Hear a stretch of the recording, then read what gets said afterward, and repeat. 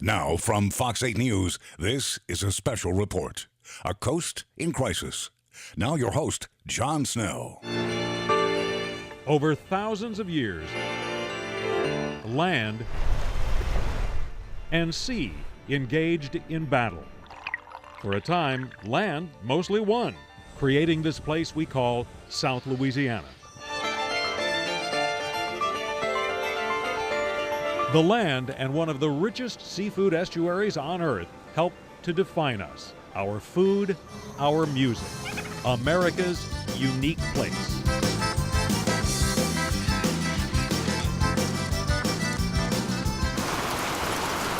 It began with a raindrop. Countless raindrops, the annual spring floods that swelled North America's rivers. The father of those rivers spilled over its banks, belched little bits of sand and dirt from 31 states and 2 Canadian provinces, and assembled a great delta. Until man sought to improve on nature. The Mississippi, locked in a straitjacket of levees, lost its land-building powers. Oil and gas companies dug thousands of canals to tap into the riches below, providing saltwater a network of highways to chew at freshwater marshes. Robbed of the river's nourishment, defenseless against the Gulf, Louisiana has lost an area the size of Delaware in less than a century. I'd jump off of here, I'd swim about 200 yards, and I'd walk to the island, and it's not even there no more. As a kid, Dean Blanchard remembers an island with 40-foot trees next to his shrimp processing plant in Grand Isle. Today, a NOAA study says the island ranks as one of the fastest sinking places on Earth. And where you had land at, you got 5, 6, 7 foot of water. It just ate up like crazy. Louisiana's coastal master plan provides a blueprint for reassembling parts of the coast. Not everyone shares the vision, and bitter fights now rage over limited dollars and how to fight the sea. A century ago, we starved the marsh and the swamps of fresh water. Scientists say one solution rests in putting the river back to work, doing as nature intended.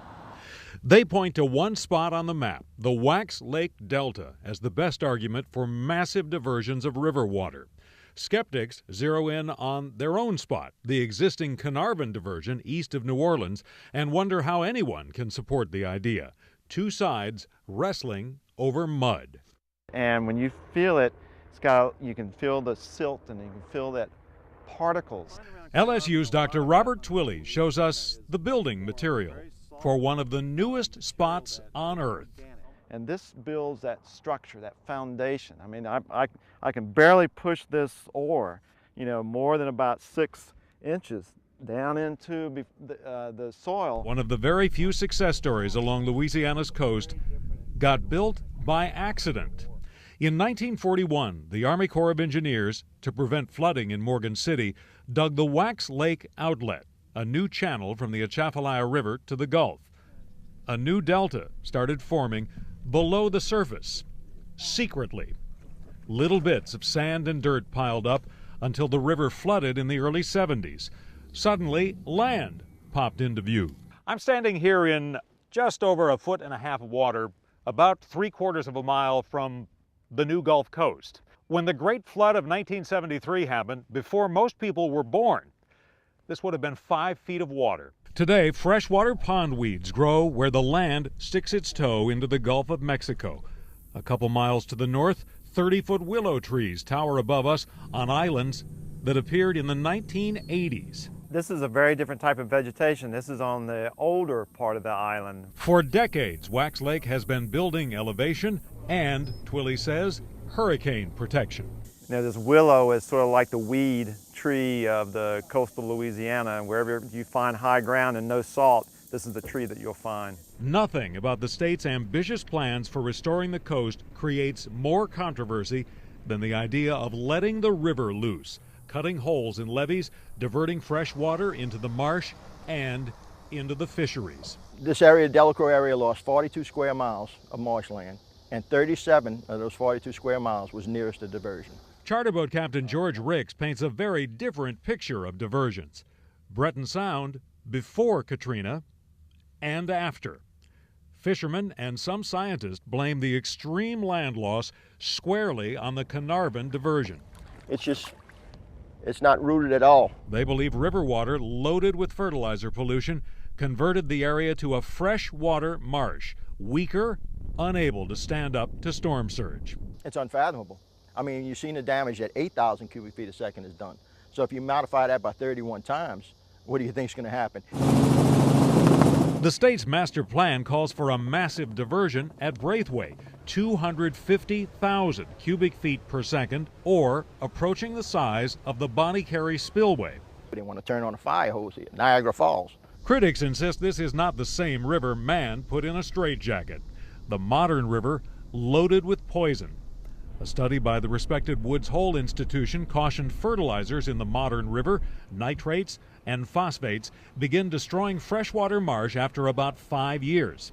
What happens is the plants come up and then the leaves are floating right here, and you're actually seeing the flower heads here. Azure Bevington has studied how marsh plants actually filter the nitrates and, together with bacteria, pull pollutants out of the water. So they'll be building instead of dying like the other freshwater marsh. What do you say to somebody who looks at Wax Lake and says, to George Ricks, how do you not see that it works? Just look at Wax Lake. Well, you're comparing apples to oranges. For one thing, that's a different part of the state. An LSU study found the river now packs roughly half the sediment it once did.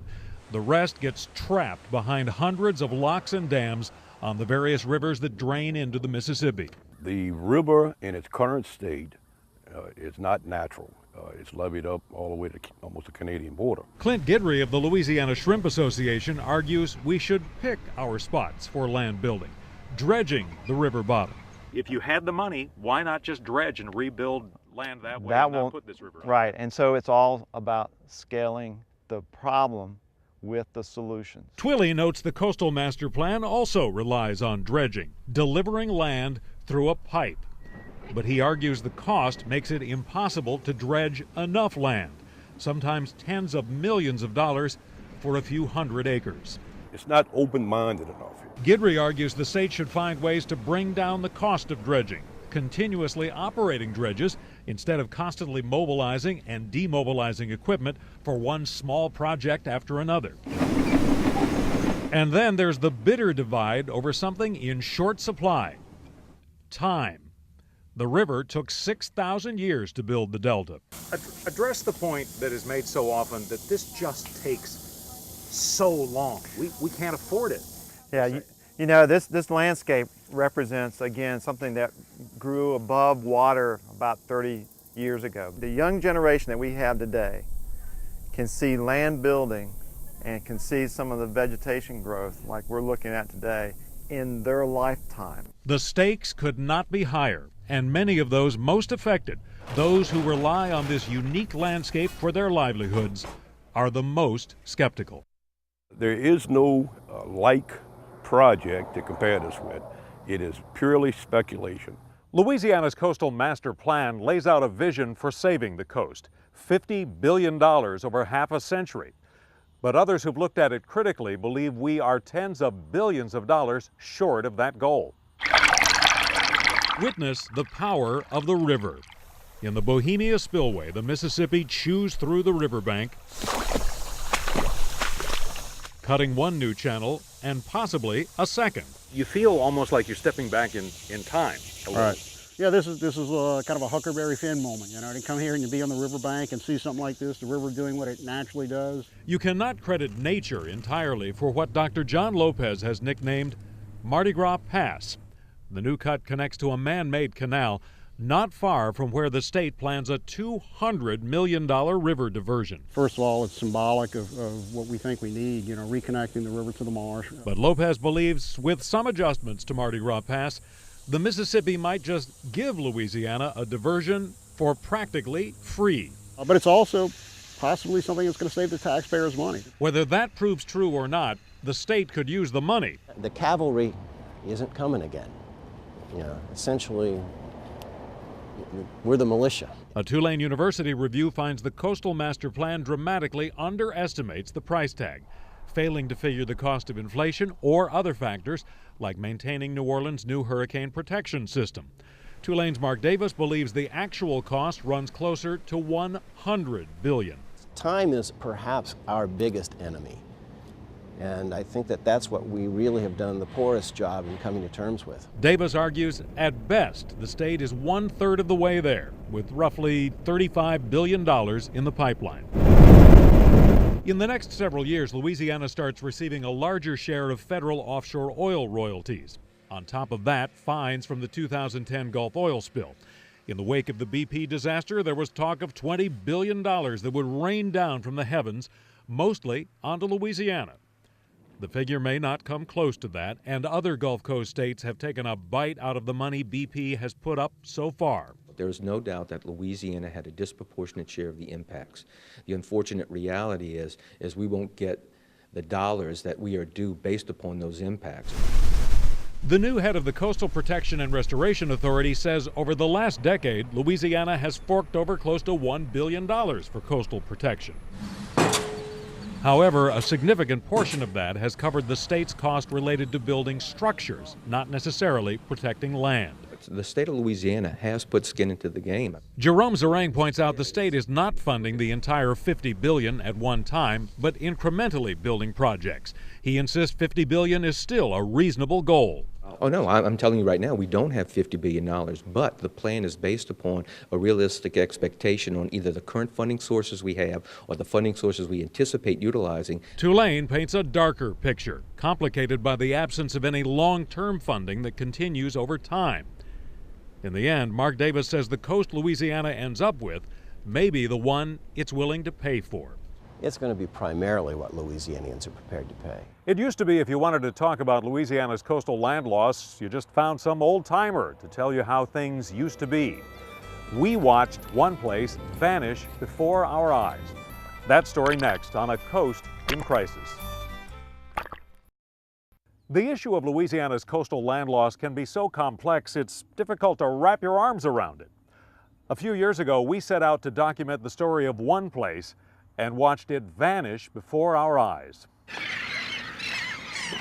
On a tiny island in Plaquemines Parish, a pelican chick enters this world unaware of the crisis in his home. In 2010, 4 islands in Cat Bay, home to several thousand birds, were basted in crude oil from the Gulf spill. This is the final island where any of the birds nest today. Right now, this is it. In Barataria Bay, this is it. The islands were in trouble long before the BP well disaster, but Plaquemines Parish blames the spill for hastening their demise. Mangrove trees and grass died, soil that clung to the roots had nothing to hold on to. Robert Spears has been documenting an astonishing rate of land loss throughout the parish. He believes this may be the last generation of birds in Cat Bay. It looks a lot like Cat Island looked 4 years ago. And of course, we all know what it looks like today. Here is what locals called Cat Island 2 years ago. Here it is today, a mudflat with the skeletal remains of mangroves. This is how we described the loss in 2012. 2 years ago, this entire island was like this, so thick with mangroves, you could barely walk through it. Not long before the BP spill, this cut started to form in the middle of the island, and you can see that you have got to book across this thing very quickly or you'll start to sink before you get to these shells on the other side. These are the forces of subsidence. Another island a couple miles to the west seems to snake out of the water. This speed bump, 5 acres of land 4 years ago, goes under at high tide. This is going to get knocked down. One good storm that passes through here, it'll rearrange this. Coastal Zone Management Director P.J. Hahn has spent 4 years trying to find the money to restore the island. During the oil spill, one of the things that happened, everybody lawyered up. The 5 states lawyered up, the parishes, the counties lawyered up, the communities, and even the strippers on Bourbon Street lawyered up. Nobody lawyered up for these birds. The plan, encircle the island with a rock barrier and pump in sand and dirt. Unfortunately, we only have enough to do half of an island right now. We're hoping once we get started, the rest of the money will show up. Wildlife experts have warned Hahn if they don't act soon, it may be too late. Baby pelicans imprint on the island where they were born, lose several generations, and the Pelicans lose interest in a specific island. Because it'll be a situation where we will build it and they won't come. The parish cobbled together a few $1 million, but needs $6 million to build 21 acres. The state, trying to maximize limited dollars, balked at filling the gap. If we had more money, we could do more projects. So you have to prioritize where you're going to put the money. Cat Island sits in the middle of nowhere, 6 miles from the nearest land, sinking and pounded daily by waves and tides. We know we can go rebuild these different islands, but the reality is they won't be here 10, 15 years from now. It's not a lost cause. Hahn insists engineers have the know-how to build a more durable island with better materials borrowed from the Mississippi River bottom. That we can build these islands bigger and better than what have been built in the past. Still scrambling for more money, the parish plans a limited project on one island, as the rest of them wash away. But one part of the state feels shortchanged. Their story next. One part of Louisiana feels left out of the ambitious plans to rebuild the coast. Southwestern Louisiana is waging its own fight for natural defenses. A splash of fog hugs the ground at the first light of a new day on Louisiana's Chenier Plain, home to cattle ranching, crawfish farming, guarded by Holly Beach, where life is defined by the names. Audrey, I think in '57 was the last one to destroy it. Then came Rita, and then came Ike. Mike Bott owns one of the trailers that dot this beach town today, plowed under by Hurricane Rita. For now, this is the Bott's weekend getaway. He and his wife plan to build a house and retire here. There's a lot of people that have written it off. Bott refuses to write off Holly Beach, which is creeping back to life. And the state isn't either. It recently packed $45 million worth of new sand onto the beach, dredged from offshore. Some of these spots have been surrendering 45 or 60 feet to the Gulf of Mexico each year. But there's a lot more at stake here than just some sandy beach. Holly Beach is the proverbial first line of defense.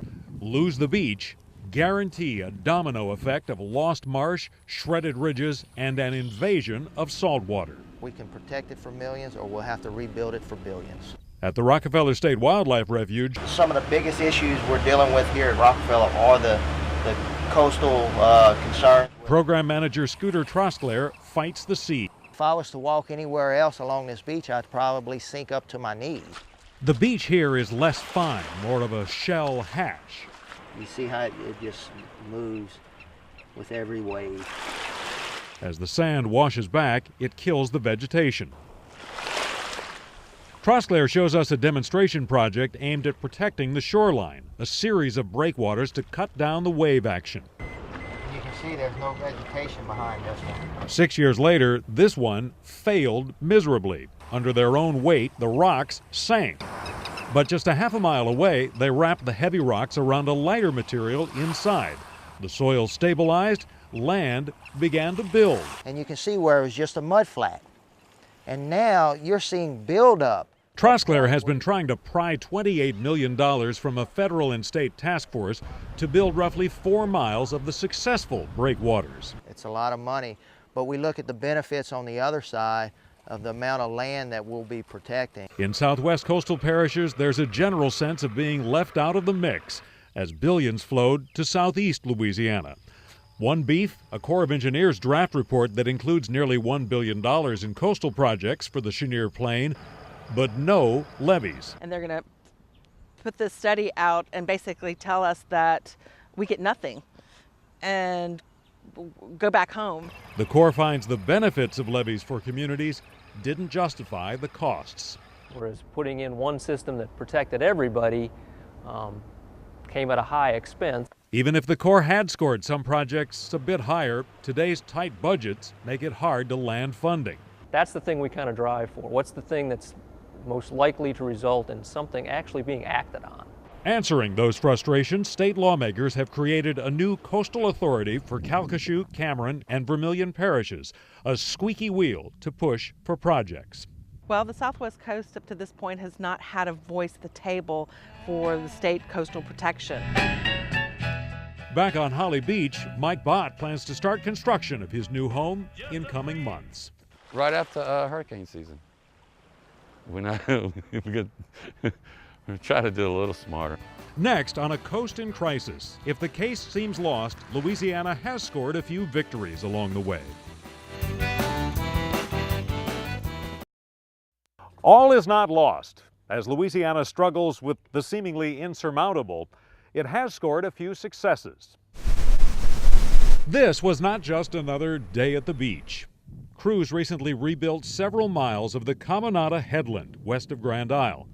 Over the last 8 years, the state and federal governments have strung together necklaces of gold, roughly 30 miles of barrier islands and beach, the equivalent of 3,200 football fields of rebuilt land, dredging enough sand to fill the Superdome almost 5 times. Meet some pioneers. They have this outrageously shaped beak, which is unique in North America. A bird as striking as it is bizarre. The roseate spoonbill once had been hunted to the point of near extinction. A century ago, bird feathers in ladies' hats were all the rage. But UNO professor Peter Yockey has been tracking an astonishing expansion of the bird's range. From an isolated group in extreme southwestern Louisiana, We can sneak up. now showing up in metro New Orleans. Thanks largely to the federal law protecting migratory birds, the population is roaring back. No scientist will ever tell you they can completely piece back together the coast. The forces they are battling and the expense are simply too great. Nature always intended for parts of South Louisiana to be temporary. Man shifted the odds in favor of the sea against the bird nests, the coastal towns, and the cities that rely on these disappearing defenses. Limited resources will dictate gut-wrenching decisions about what to save and what to sacrifice. Fox 8 is proudly locally owned.